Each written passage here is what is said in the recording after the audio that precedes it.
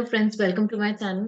आज के वीडियो में मैं आप लोगों को जीएसटी में जो नया सर्कुलर आया है regarding the clarification on various issues वो मैं डिस्कस करूंगी। सर्कुलर नंबर 189 आया है। इसमें 48th काउंसिल मीटिंग में जो डिसीजंस या रिकमेंडेशंस थे उसी के रिगार्डिंग क्लेरिफिकेशन उन्हें लाया है। रैब गुड्स जो हैं उसके रिगार्डिंग क्लेरिफिकेशन उन्होंने लाया है कि पहले तो उन्होंने मीनिंग बताया कि व्हाट इज रैब। ये उत्तर प्रदेश में इस गुड्स में डील होते हैं, तो इसका क्लासिफिकेशन क्या होगा, किस एचएसएन के अंडर आएगा, सो दैट उसका जीएसटी रेट पता चल पाए। क्योंकि इसमें काफी कंफ्यूजन थे। जो लोग भी रैब सलावत या रैब गलावत में डील करते हैं उन वो इसको मोलासिस से रिलेट करके मोलासिस के ऊपर जो एचएसएन अप्लाई होता है एंड रेट अप्लाई होता है वो अप्लाई कर रहे थे, या गुड़ से रिलेट करके कर रहे थे। बट अब क्लेरिफिकेशन आ गया है कि रैब is मैसिक्यूट prepared by concentrating sugarcane juice on open pan furnace and including rab galawat and rab salawat, but does not include gandhasari molasses or good.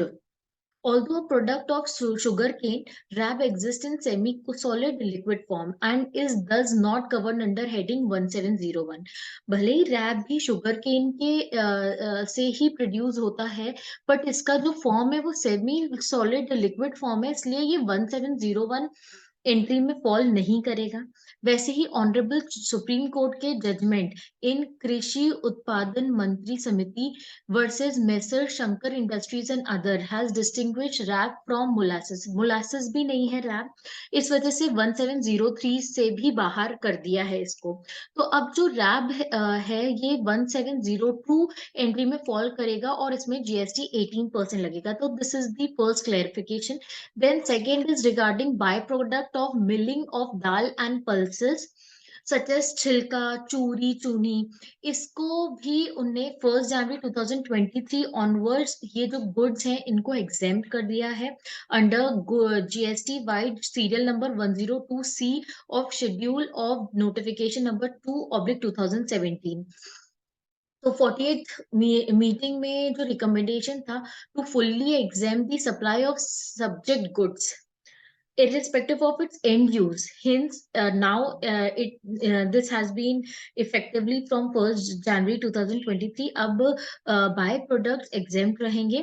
वैसे ही clarification regarding carbonated beverages of fruit drinks और carbonated beverages with fruit juice, इसके regarding आया है। इसमें 45th council meeting जो कि जून 2022 में हुई थी, इसमें जो एचएसएन है इस प्रकार के जो कार्बोनेटेड ब्रेवरेजेस में एचएसएन क्या लगेगा इसमें डाउट था।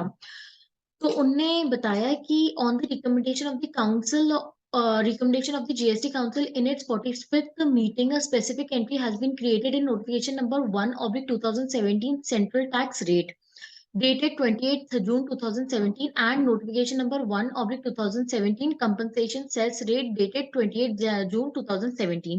तो ये जो दो नोटिफिकेशंस है, first notification central tax rate से रिलेटेड एंड सेकंड है कंपनसेशन से सेस रेट से। इन दोनों में ही एक एडिशनल एंट्री आई थी जो कि 12B है एंड 4B है रिस्पेक्टिवली।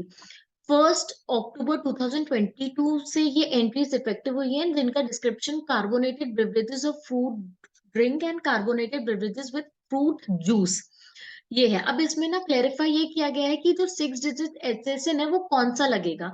तो एचएसएन नंबर है वो 220299, ये एचएसएन इन दोनों डिस्क्रिप्शन वाले गुड्स में लगेगा और 28% जीएसटी रेट होगा और कंपनसेशन सेस रेट होगा 12%।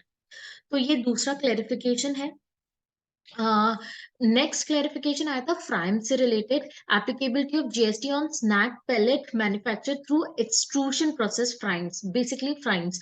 तो फ्राइम्स में जीएसटी रेट क्या होगा इसके रिगार्डिंग क्लेरिफिकेशन है। तो क्लेरिफिकेशन ये बताया गया कि 18% फ्राइम्स मैन्युफैक्चरिंग में लगेगा और जो टैरिफ होगा एचएसएन वो होगा 19059030। नेक्स्ट क्लेरिफिकेशन है एसयूवी व्हीकल्स के ऊपर कि इसमें जो कंपनसेशन सेस लगेगा वो 22% बताया गया है।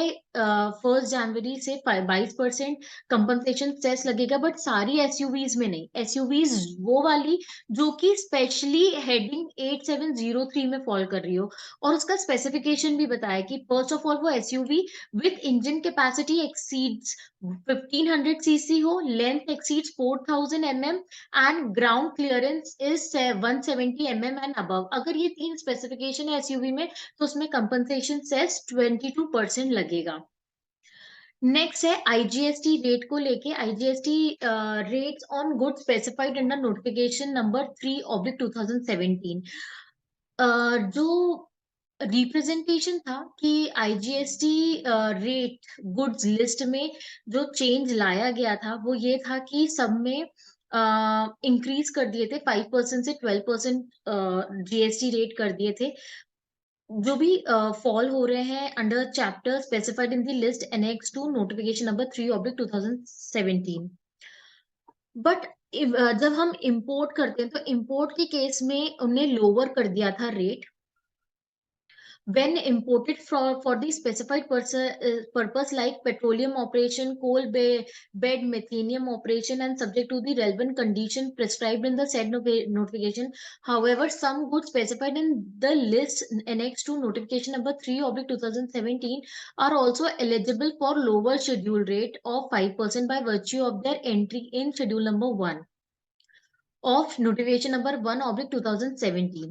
Accordingly, it is hereby clarified that on goods specified in the list annexed to the notification number 3/2017, which are eligible for IGST rate of 12% under the said notification and are also eligible for benefit of lower rate under schedule 1 of notification number 1/2017 or any other IGST rate notification, the importer can claim the benefit of lower tax rate.